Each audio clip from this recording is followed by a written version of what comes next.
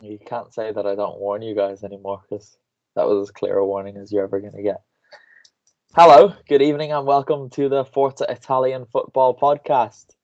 I'm your host, Conor Clancy. You probably know me by now, and you probably know these two people by now too. Kev Pogorzelski is here. Kev, hello. Hi, Connor. And Vito Doria is also here. Vito, hello. Hello, Connor. Kev, are you sober? Sobering up. Why? Where were you? I had a boozy weekend in Liverpool. Okay. Well, it's understandable. You had a big result. That was nice for you guys. Congratulations. But Thank you. keep the champagne on ice. Let's get into Serie A, shall we? It was quite a good weekend. If not for the games being of the highest quality, there was definitely some interesting things to happen that give us plenty to talk about. We're going to start kind of in Turin with Juve's 1-0 win over Milan. We're not going to talk about this too much between the three of us because I have got a chat that I'm doing with Dov Schiavone, who was at the Allianz Stadium. So me and him will talk about most of that. But you guys, let's talk about the big story. Not that Milan won or Milan lost. It's not that Juve won. It's that Cristiano Ronaldo wasn't a very happy bunny. He got taken off for Paulo Dybala and he looked quite angry and quite angered by the whole situation. He walked straight down the tunnel, and Kev, he left the game before the match finished. He was out of the stadium. Yeah, and obviously it shows that he still, despite his aging, maybe got that youthful, sulky attitude that he has always had. Stop beating around the bush. Say what you really think. He's a senior member of the side. He needs to suck it up. Let's face it, he hadn't done anything while he was on the pitch. And Dybala comes on and scores the winner. Yeah, this is the thing, Vito, right? Because he's obviously one of the greatest players I've ever seen, one of the greatest players to ever play football. But since going to Juventus, he hasn't actually been all that good. He scored a fair few goals last season, okay, granted, but he was outscored by Duvan Zapata, Christoph Piontek, Fabio Quagliarella, and this season he's still not showing any reason why Juve actually signed him other than off-field things. I think that this season particularly he's looked worse off, and at least from what I was hearing from the commentary when I watched the game, it seems that Ronaldo's carrying some sort of issue in regards to one of his knees, that it's not 100%. If he's really having issues with his knee, then he should really take some time off and make sure it's healed properly. He shouldn't try and be a hero and try to play through the pain if it's giving him more discomfort than he wants us to believe, and also if it's really impacting the performance of the team. Unfortunately, as great as Ronaldo has been throughout his career, he still has this petulance and selfishness about him. The great players do have a bit of selfishness about him, but sometimes CR7's too, maybe not narcissistic, but definitely self-absorbed. And as the old cliche goes, one player doesn't make a team. So I think at the end of the day, he's just got to realise that even he's got his limitations and he's 34 years old, so he can't be expected to play a full game and play every single game throughout a season. He's got to realise that he's a human being as well. Maurizio Sarri said after the game that if he has left the stadium early, it's a problem he has to resolve with his teammates. Kev, can you imagine Cristiano Ronaldo going to his teammates and apologising for this? No, I can't see it. I mean, I was just wondering whether this is a hangover from Ramsey stealing his goal on was it Wednesday or Tuesday anyway? Whatever night they played in the Champions League. Yeah, it was Wednesday night, so maybe everyone in the squad except for Aaron Ramsey will get an apology. But no, I can't see it either. I actually found it quite interesting. Sarri said, I don't know if he left early because I didn't go to the changing room after the match. What did Sarri do after the game? He goes for a fag. It's quite strange that he didn't go into the dressing room at all. You would think he'd have something to say after they beat Milan at home, but Oh well, I guess. Do you want to say something about Milan? Because I'm gonna just list a couple of clubs who are ahead of them in the table at the moment. Parma, Fiorentina, who lost 5-2. Hellas Verona, Torino, Udinese, and Sassuolo are all ahead of AC Milan in the table, who are now 14th. Alarm bells, Kev. Yeah, I saw when I was sort of scrolling through Twitter earlier this evening, I saw a tweet from someone. Sorry, I can't quote them because I can't remember who it was, but it kind of summed them up perfectly. It was Milan fans, don't get carried away. We always play to our opponent's level. And I thought that is quite fitting because they do kind of do that. You know, they struggled, you know, particularly at times last year against newly promoted sides who you'd think that they're playing maybe, you know, a more defensive game because they've just come up to the league and stuff. And you know, and then they go and get what was looking like a credible draw against Juventus, who are reigning champions. Yeah, well, they do, but they still ultimately lost, right? And at the end of the season, it's going to be the points that speaking. Looking at this, Milan are just 4 points above Samp in 18th. Is it ridiculous to say that they could be hovering around 15th and possibly looking over their shoulders come February, March, Vito? I would not rule it out, to be honest. Although I thought Milan actually played a really good game and they had quite a few chances to score themselves, ultimately they need to get the results. Considering the circumstances that they've been in the last decade or so, as well as the fact that they've had such a rich football history, the pressure and expectations are much greater. So if they get dragged into a relegation battle, this is very bad for their image, very bad for the people involved in the club on the pitch as well as off it. And yeah, it's a very questionable time. I mean, when you look at it, you got to really wonder where do the board go from here, and also the Elliott's investment group. I mean, has it really been worthwhile to be involved in this club, and do they really think they can do something with it financially or results wise? Because the way things look now, it looks like things are just getting worse. They're not improving. Yeah, well, they've got Napoli next, which is going to be funny whatever way that goes, given what's happening at the San Paolo. And then they come to Parma, which I'm very much looking forward to. That's going to be an interesting one on the 1st of December. So stick with us because we'll have some fun either way. Right, I'm going to go speak to Dov Schiavone now. Guys, you can take a breather. Not really, just for the YouTube people. You're not really getting a break. And we're going to move on to second on the table Inter. They hosted Hellas Verona at the Stadio Giuseppe Meazza, and they won just, Vito, sign of champions. Well, Hellas Verona, they played a very defensive game, and most of the time it was like they were putting nearly everyone behind the ball. The penalty from Valerio Verre really woke Inter up, and then it was just a massive onslaught from then on. I think the real difference was really more in the last half an hour or so. They really became more fluid, and yeah, just they were combining a bit more. And then once Vecino got that decisive equaliser, it seemed like there was only really one team in it, and Barella scored a sensational goal to earn the Nerazzurri the 3 points. Yeah, Kev, it was some strike. I mean, they were struggling to overcome Verona's 11-man backline, and Barella popped up with that. One of the goals of the season so far.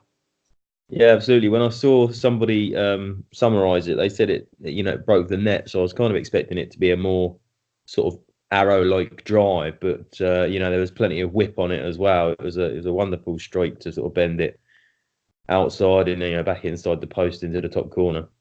Yeah, it was a beaut. But speaking about the game as a whole, Verona did just defend. They didn't really do anything else. And eventually, one way or another, Inter had to find a way to overcome it, and they did. And it didn't always look like they were going to, Kev. So they've got to take some positives from that. Yeah, it's this whole mark of champions that people put on hard-fought wins, but there's an element of not necessarily in, let's like say, the last 18 months with Juventus, but when they had to grind out a result, but you never really doubted it. I think with Inter, they're grinding out the results, but there's still, when you actually watch the games, there's that element of doubt actually whether they will do it. Because they may well be controlling possession, but they may not well be dominating, if that makes sense, because they don't really look like they're almost playing a lower gear and ready to just sort of step it up and win the game when they need to, which is what Juventus made a habit of doing for 3 or 4 seasons. And that's sticking on that, the only...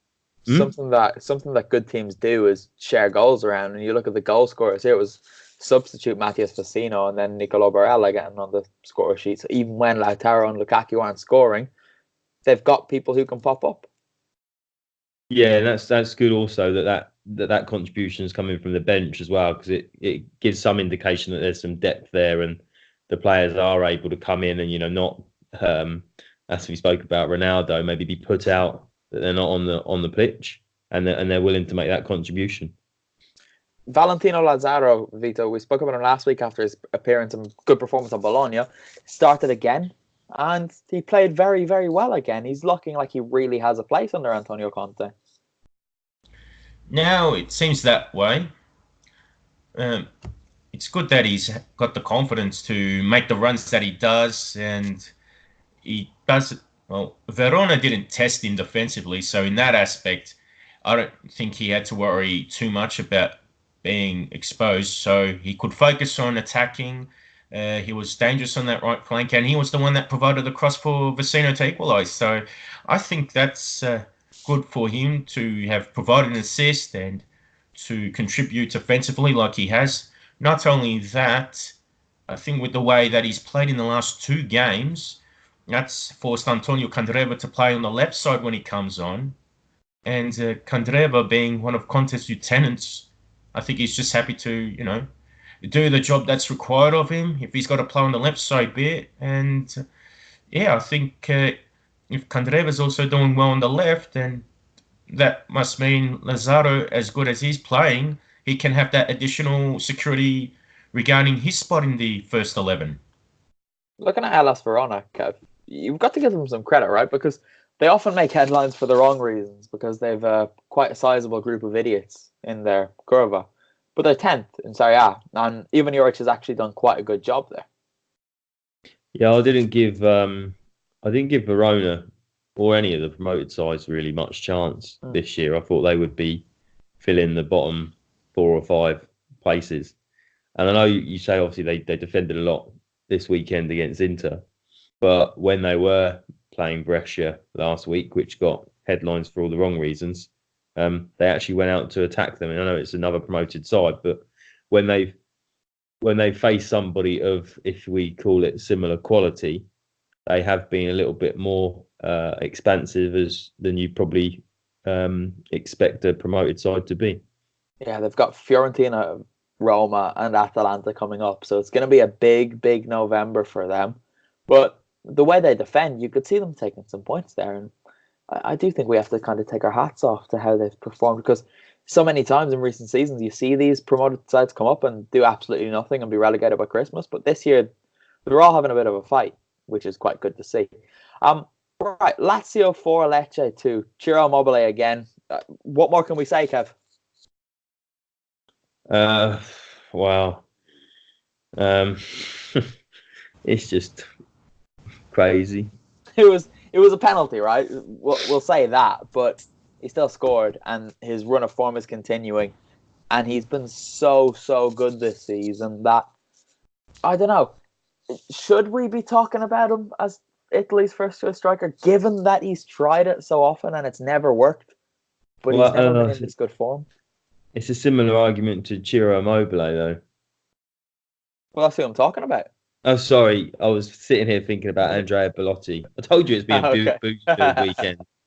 Sorry. Yeah. So it's similar with Andrea Bellotti as well. That sometimes it just and Vito picked up on this a couple of weeks ago, where whether it's the group of players that you've got, it just doesn't fit at international level, but it shouldn't discount what you're doing for your club form. But then we've also seen where Immobile's gone to Dortmund and Seville, and it's not quite worked out. I don't think that was necessarily just because they were sides outside of Italy, but you'd maybe fear that he could have another dip in his career if he was to move to a so-called bigger club. But Lazio are pushing for Champions League, so why should he need to? Yeah, I'm looking at the Italy squad now for these November games against Bosnia and Armenia. They're both qualifiers, but obviously they don't actually mean anything because Italy are qualified. Andrea Belotti and Ciro Immobile are the only two strikers. So does that suggest to you that Mancini's going to go with a false... Actually, sorry, Domenico Berardi's there as well, but he's more of a winger now. Does that suggest that he's going to play with a false nine up top? Me or Vito? You again. Yeah, probably. Or maybe he's just... He doesn't really care too much about trying things out up top. They're qualified anyway. You never really know. Mancini always strikes me as somebody that had a fairly settled side, but that squad's huge. Yeah. I looked at it the other day, and when it came out, I couldn't believe how many actual players they've got. To hear that there's only two recognised strikers in there is astounding, really, considering the numbers of bodies that they've got in there. It is, and Mario Balotelli was left out, and he's been doing okay. They've got 4 goalkeepers. It's going to get trimmed down, right? It's one of those extra big squads that gets trimmed down that the Republic of Ireland like to do. Martin O'Neill was great for it. He named 45-man squads, which then became 35, then 30. It's really annoying. I don't really understand it. But, yeah, hats off to Pierluigi Gallini, who's in the squad. Big up to him. Glorious. He's fantastic. Back to Serie A before I get any more distracted.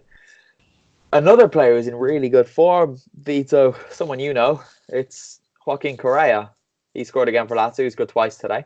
And his purple patch continues. Indeed. He's got 6 goals in 12 Serie A games for the season, and 5 of those goals have come in the last 5 games. So this purple patch in particular has been really outstanding for him. 2 goals against Lecce is a big plus and helps Lazio go to 3rd in the Serie A table. And out of those goals, I thought the clear standout was the second one he scored, where he played a 1-2 with Immobile, and then he still managed to beat Gabriel, the Lecce goalkeeper, from a very tight angle. So, he's having an excellent run of form, and that particular goal, I think, sums up how good he's been.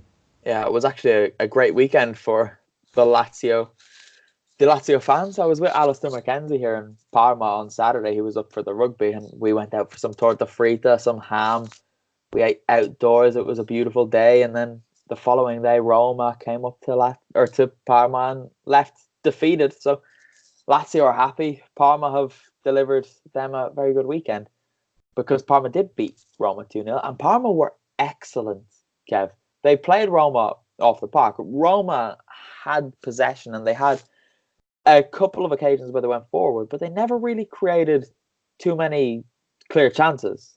Parma just keep ticking along, and they're sitting quite comfortably in mid-table. Yeah, well, I think it might have been last week where we thought that Roma were finally getting their house in order.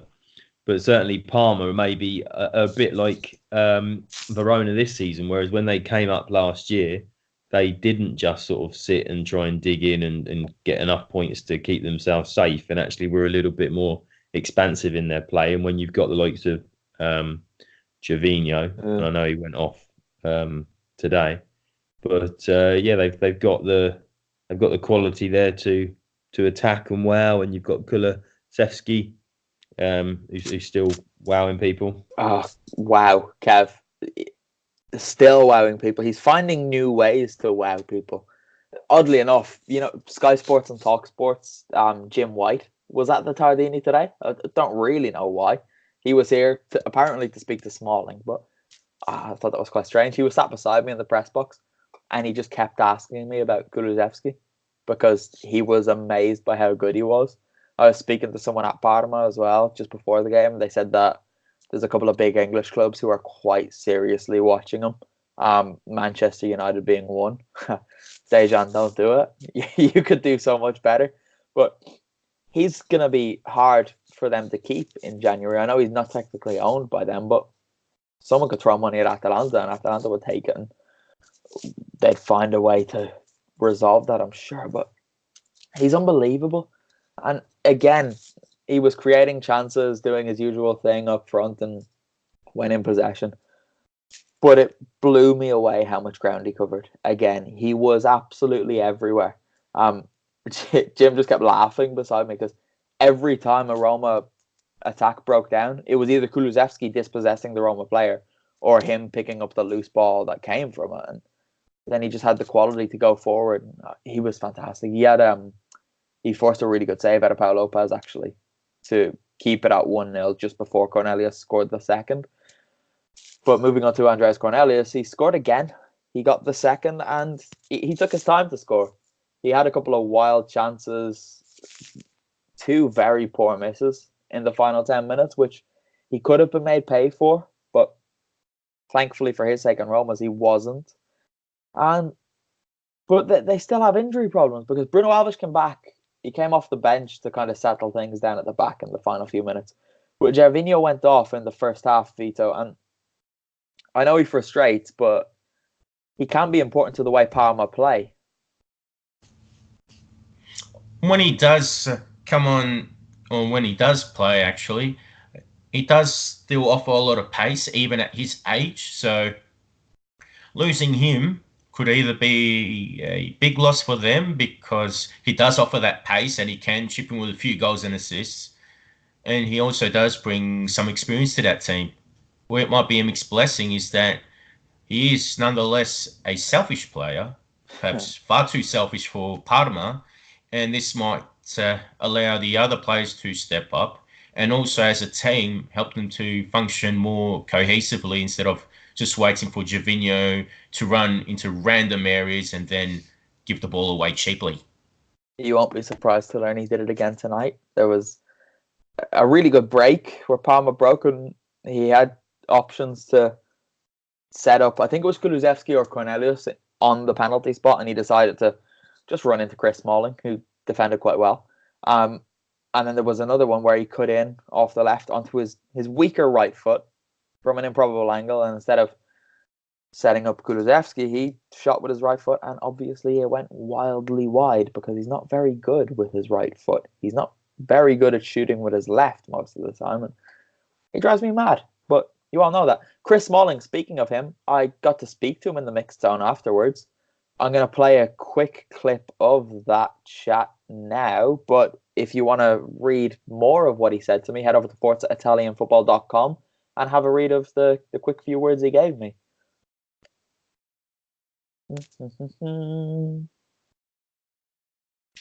But yeah, Chris Smalling, if we're going to talk about him, we can only do it in positive terms because he's continuing to settle in so very nicely in Italian football, Kev.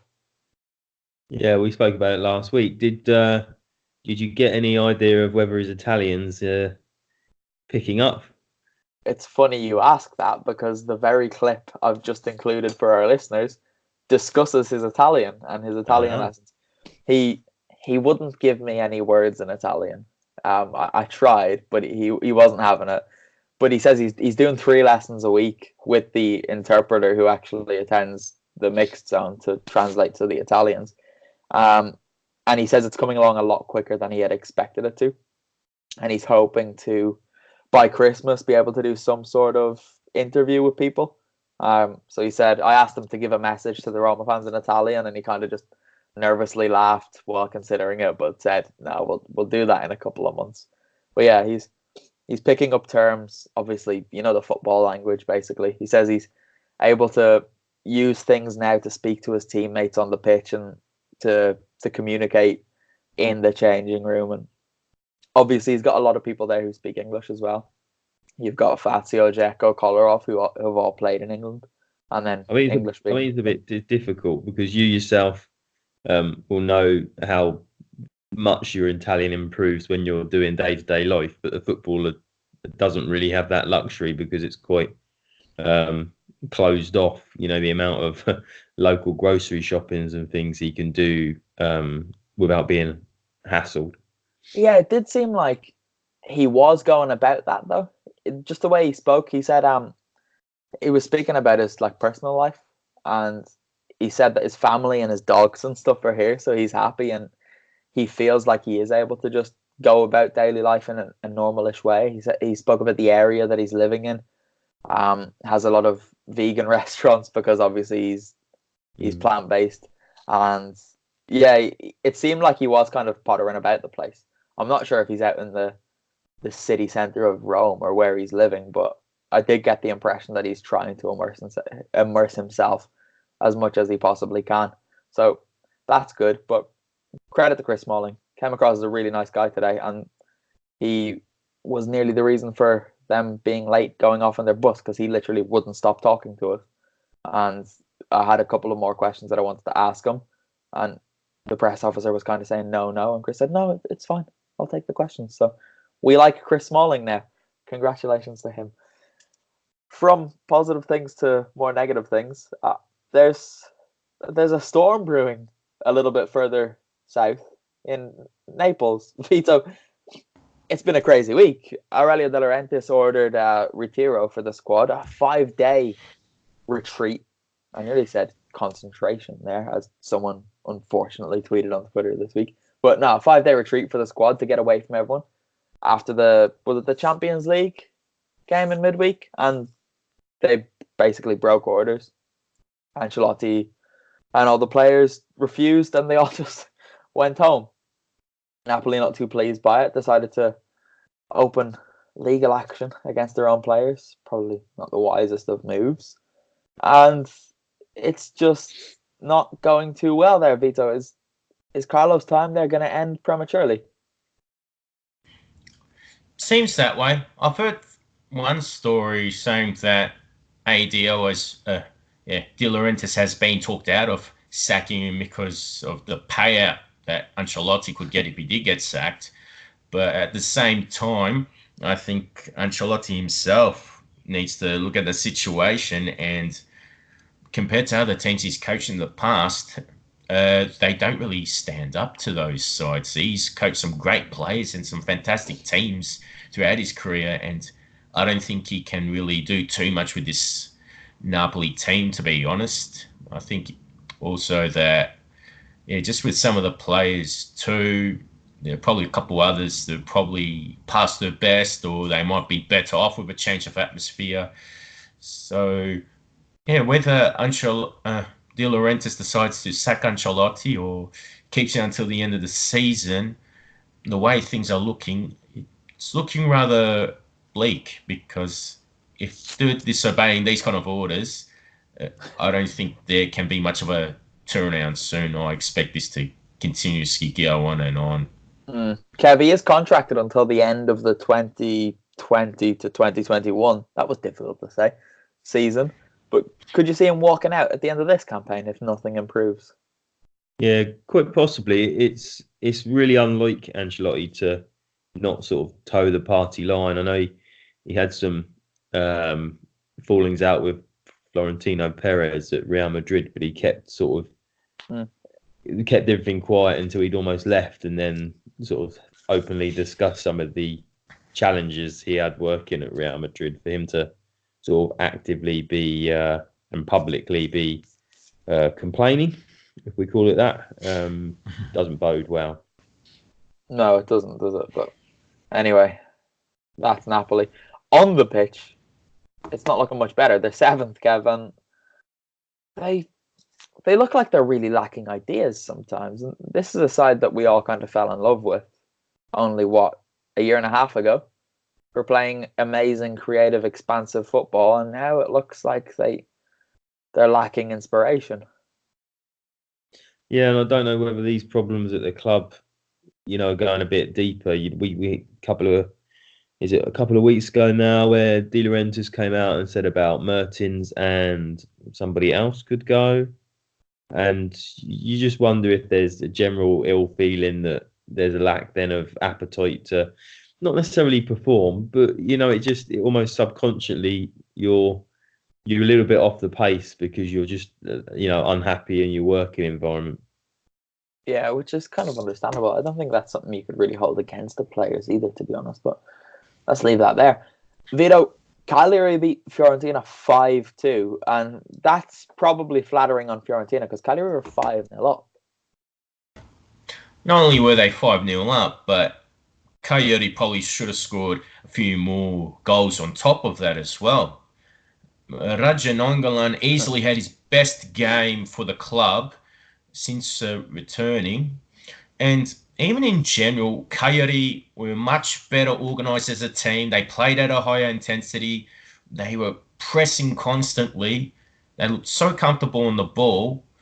And it was actually hard to pick out which player was sort of underwhelming or disappointing because everybody put in. You could criticise Robin Olsen for conceding 2 goals in the end, but he made a couple saves. Otherwise, I think it was an outstanding display from Rolando Maran's men. And Fiorentina, they just looked very unimaginative and extremely pedestrian. It was like they were just taking a walk in the park, whereas Cagliari play like a team that understand the modern game and how the game should be played these days. Yeah, for sure. But Nainggolan, Kev, do Inter regret letting him go, do you think? Or I don't know because it had the improvement and then Inter have made an improvement this season, so I don't think they can regret it too much. I think again when we're talking about the working environment for the Napoli players, Nainggolan's gone back to Sardinia because of his wife's personal problems, and so maybe they're more comfortable there and there's less pressure on him, and he can then produce performances like he has done today. So I think it's probably benefited everybody all round, really. Vito, Giovanni Simeone scored against his old club. Yeah, it was a bit of a fortuitous goal because that low cross from Nainggolan was coming like a bullet, and then it was like he just needed to react instantly to backheel it into the net. He probably could have added another goal or two himself, Simeone, but generally speaking, I think he's been playing well at Cagliari. I think Maran's tactics suits him and the way he plays the game. So although I reckon he needs to be scoring more prolifically, generally speaking, I do believe that Simeone is having a good year, and I think he's still an important part of that Cagliari side going forward. I'll stick with you. João Pedro also scored, and he's a player who doesn't really get the credit he deserves because, I guess, because he plays for Cagliari. But he's been doing quite well there for the last couple of seasons. He has been. I remember him there around the 2014-2015 season. So that was the first year of Tommaso Giulini's presidency. Zdenek Zeman was coaching at the time, and João Pedro had his moments at that time, but I don't think things were going too well at Cagliari, and on the pitch and off the pitch, I think they were still trying to sort themselves out. João Pedro stayed with the team in the Serie B, helped them get back to Serie A, been a solid contributor since they've returned to Italy's top flight. But this season in particular, he's really been sensational with his goals. And most of the time he's been a trequartista, but Maran's converted him into more of a support striker, especially this year. And I think he's really benefited João Pedro. And I think, while he stays in this position, again, he's another player that's really gone up a level this season. Kev, do you think Vincenzo Montella's in trouble? Because they're ninth, right? They've won, lost, and drawn 4 games. But, I don't know, this is a big loss. Well, I think when he was appointed, I sort of had my reservations. The team he sort of produced first time round was largely based on the talents of the individuals. You had that trio of players, Pizarro, Valero, and Aquilani in midfield, but he also had Giuseppe Rossi during one of the brief times in his career when he was fit and he was scoring. and with Mario Gomez. And he flattered to deceive at Milan. I just thought it was a step backwards, and maybe they needed to go, maybe just take a risk and go for a more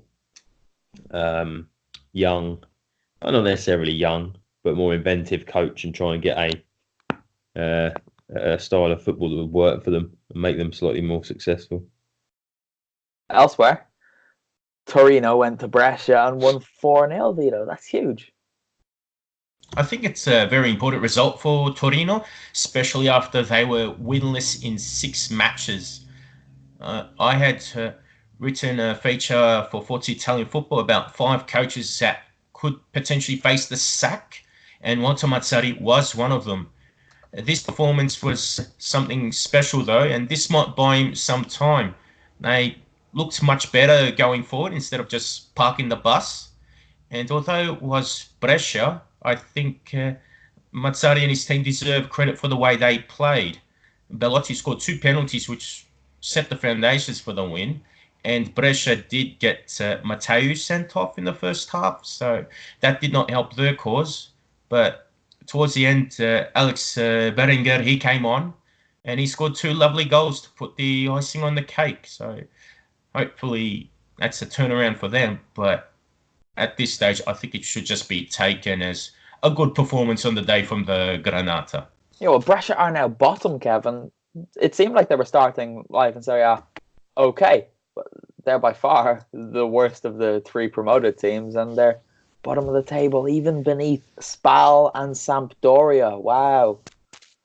Yeah, they've sort of dropped a bit like a stone, and you wouldn't be so concerned if they'd had a run of playing, say Inter, Juve. They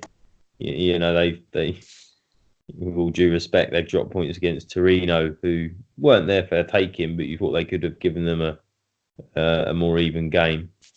And obviously the coach has now changed, and I believe Balotelli was pulled at half time, and I don't think that was injury related. And he's probably their, if not their star man, but their match winner, or the obvious match winner. So it could be a long, hard season, which they probably expected it to be anyway. Yeah, true. They have got Atalanta in their first derby in some time at the end of the month, so that could be interesting to watch. Planning on going to that, touch wood. Sassuolo beat Bologna 3-1, Kev. This was surprising, but also not very surprising. Does that kind of sum up both of those sides this season? Yeah, well, now I've cursed Bologna. And as I was watching it on Friday night, it was my first trip to Bologna last season. And I'm not sure if I fell in love with the city so much that I feel a bit more for the football club, and I was letting heart get in the way of head when I sort of tipped them to have a very good season. They also did play very, very well when I saw them beat Sampdoria last season. So yeah, they're just having a bit of a struggle, and Sassuolo are doing their usual, blowing someone away one week and then the next week conceding probably a hat trick of goals. Yeah, they're so strange, aren't they, Sassuolo? But that's why we love them. Sampdoria drew with 10-man Atalanta. Vito, you're probably happy enough with a point. Considering the current circumstances, it's really a point gained for Samp. So under Claudio Ranieri, he's slowly lifting us out of the relegation zone. But judging from what I've saw of this game, I don't think it was a game that either team deserved to win. Atalanta, given their position and recent rise, that would feel would be 2 points lost. But I think both teams have definitely had better days, especially Atalanta. So, yeah, I think this was one game that can easily just be quickly forgotten, to be honest. Yeah, I'll be forgetting about it quite quickly. There was a bit of controversy with Sampdoria player not getting sent off, despite it being a textbook red card challenge, and then Malinowski being stupid enough to get himself sent off, rightfully so, about 2 minutes later. But less said about that, the better, I suppose. And Udinese and Spal drew 0-0. I suppose nobody wants to talk about this. Am I right? Yeah. Okay. Well, guys, that's us done. Kev, you can go Well to done. sleep. Vito, you can, I don't know, go about your day. I'm Yeah. going to be up until about 6 a.m. because I have a lot to do and it's making me very, very sad. My But goodness. thanks for speaking to us, both of you. I love you both. Welcome. Thank you. Pleasure. Everybody. See you after the international break. Oh, it is the international break. Thank you for reminding me. We won't be here next week. So, in the meanwhile, everybody head over to ForzaItalianFootball.com. Read my little chat with Chris Smalling and everything else that's up on the website. We've got match reports from basically everywhere in Italy because we're all over the place. Hashtag FIF at the games. We will be reporting on the international fixtures. You two don't go anywhere before I speak to you about that, please. And yeah, we'll still be doing bits over the international break. So head over to ForzaItalianFootball.com every day, even during international breaks. And we'll be here to speak to you after, I guess, with whatever fixtures there are. Goodbye. Ciao, ciao. Bye. Boop, boop, boop.